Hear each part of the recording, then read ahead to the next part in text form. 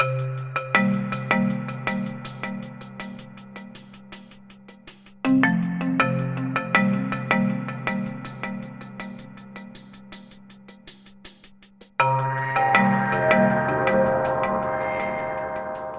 do we figure out what is a camera seeing? What are these differences in spectral quality? Well, this is sort of a smattering of what we've been working with over the last couple of years. You'll notice some of those Minoltas, the old Minoltas. Best thing there, if you have one, or one of the old Gossens, throw a garden party, dig a hole, bury them. They're about as useful as compost right now. They really do not provide you any data that you can actually use and act upon. The Sekonic C700, 800 series, even a 7000 series, they're getting to the right point with data that you can actually use as a cinematographer, but still not directly related to a camera. So it takes some experience, a little bit of testing to figure out, once you know the instrument, you start to understand how to work best with it. Various color rendering indexes, CRI, TLCI, SSI, and it goes on and on. So I'll talk about some of those and explain how how relevant they are to this. So the tools to measure light quality for cinema production, unfortunately, none of these handheld meters are really designed for our industry. They don't give us actionable data. So if I'm trying to correct a color problem, they won't really give me that data relative to the camera. The C700, 800 comes closest to it because they're using the average curves of an HDSLR. So it sort of gives you an idea of what an HDSLR may see, but still there are differences in HDSLRs. And there's a definite leap in difference between that and a cinema camera. CRI gets bantered around a lot. Now, at the ASC, we've started a solid-state lighting committee. And the goal there is to get a lot of manufacturers together and decide on how are we going to define light quality. And we've all agreed, along with the CIE and the IES, Illuminating Engineers Society, that we've got to stop using CRI. CRI is not a representation of what is a quality light for cinema. They don't even want to use it for the eye evaluation. So it's out. And in its place, they've created some other, another index. IES TM3018. Now here's an improvement on the 8 to 15 colors in CRI. It uses 99 colors.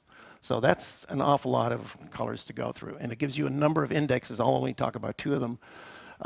The fidelity index, it characterizes the average difference in color for the 99 CIE swatches that they've referenced to a given Kelvin or a reference. So this is a representation of one of our lights. It's a nice round circle. You can see it pretty closely follows the outside perimeter. They also have a gamut index that characterizes the average saturation level of a test source to a given Kelvin. So these are interesting numbers to have. Does it give me data that I can act upon? No, but it gives me an idea that I'm maybe deficient or I'm lacking certain portion of the spectrum. Data scored from 0 to 100. And you can see sometimes even in the gamut index, it exceeds their dynamic. Again, these are mathematical equations, so you can have things that fall off the scale, and it's not at all unusual. TLCI, I think this is, it started off a little funky where they were doing it on Plumicon cameras using the average curve of a Plumicon camera from 1976. We are the 21st century after all. So now it's predicated on average response curves from CMOS sensors and CCDs. I think it's an interesting index to compare different manufacturers and see how close they get. They give you a nice little chart where you can subjectively see differences between a reference source, say tungsten, and this other artificial source. So it gives you something, but is it actionable? Can I use that data to actually correct something that I'm seeing? Doesn't really do it. This is interesting, SSI, Spectral Similarity Index. Now this was developed by the Academy of Motion Picture Arts and Sciences, again, growing out of the same frustration that a lot of us have had on how do we actually come up with an index that we can act upon. We need some decent information to work off of. So they said, okay, well, you know what? We're going to divorce it from your eye, from everything else. We're going to go to a theoretical. We're just going to compare spectrum to spectrum, see what the difference is. So there are ways of using it that help, and there are other ways of using it that will completely mess you up. So I'll show you one of the ways that completely messes you up. So here's a curve. Well, first of all, I guess you recognize the nanometer wavelengths, 400 to 700, and that represents a tungsten light source, or rather, yeah, that's a tungsten light source.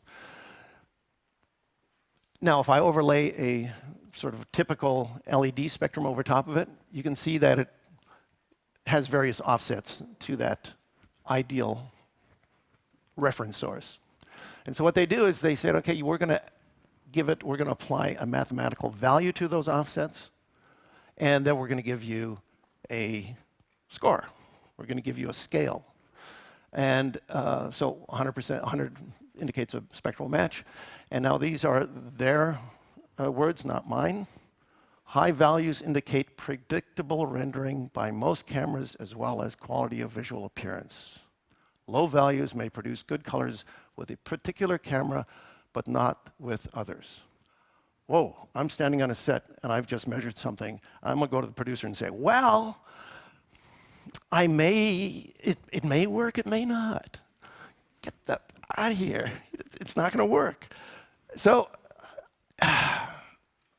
there's one way it might be more useful if you're trying to compare two LED sources, let's say. How closely matched are these? And then when you're trying to line up one manufacturer to another, that may play into it. But I don't necessarily need an SSI index to do that. I can use a spectrometer and overlay two spectrums, and I can see exactly how it breaks down. I mean, it's essentially what this does, except they're putting a numeric value to it. So that may be a way of using it. But that's about the only way I've figured out I can use it, but I still don't know what I need to do to try to correct or bring them closer together. So SSI does not relate to the spectral sensitivity of the camera. So you also may end up applying positive or negative values in an area where the camera is more or less not even sensitive to it. Again, no actionable data that I can clean up. And I think it's a project in development, and so we'll just keep watching it and see where it goes.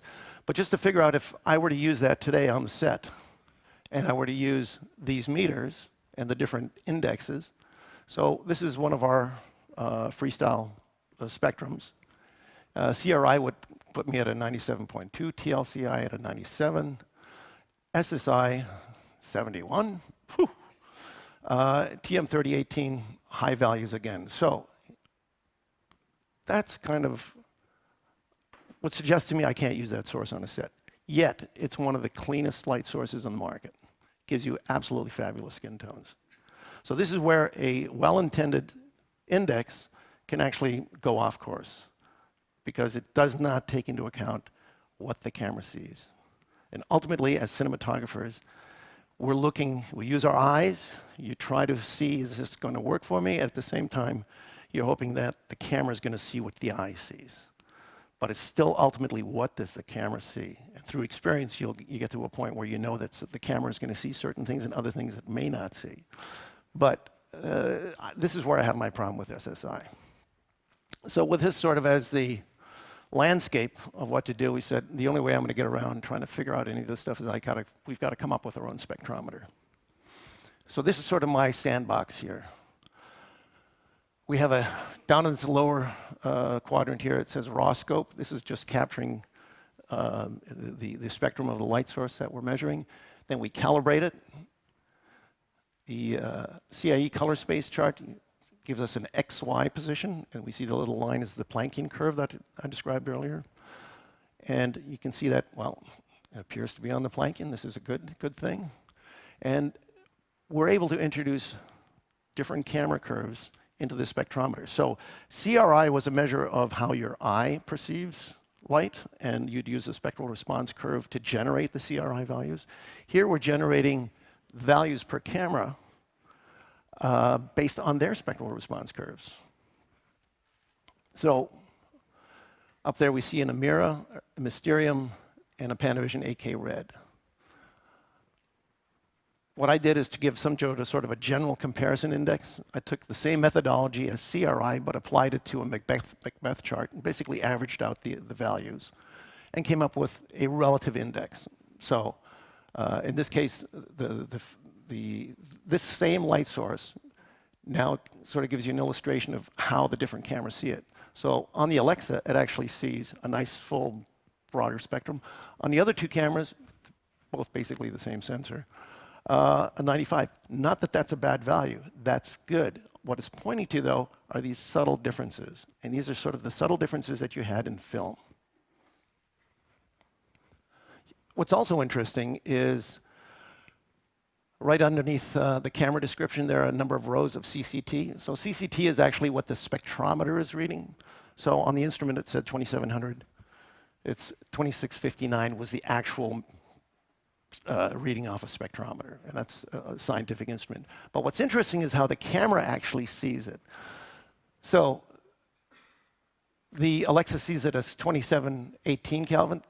The other one sees it as 2558 and 2391. So the cameras in and of themselves, you'd think that they would reproduce that Kelvin at the appropriate Kelvin, but they don't. So again, these are these little nuances and differences. So when you're trying to understand what's going on between light and camera, all these mathematical complexities start to show their differences. So again, but this is how we went about trying to understand it. And then last but not least is one row up there, which is important to us, and that is just how that color point on the Planckian, how does that embody itself in terms of a skin tone? Is it going to see a little green? Is it going to see a little magenta? And 0.12 would be equivalent to an eighth of a filter correction. So we can see from those numbers right there, it's what's called color correct. There's no way, there's nothing there to correct.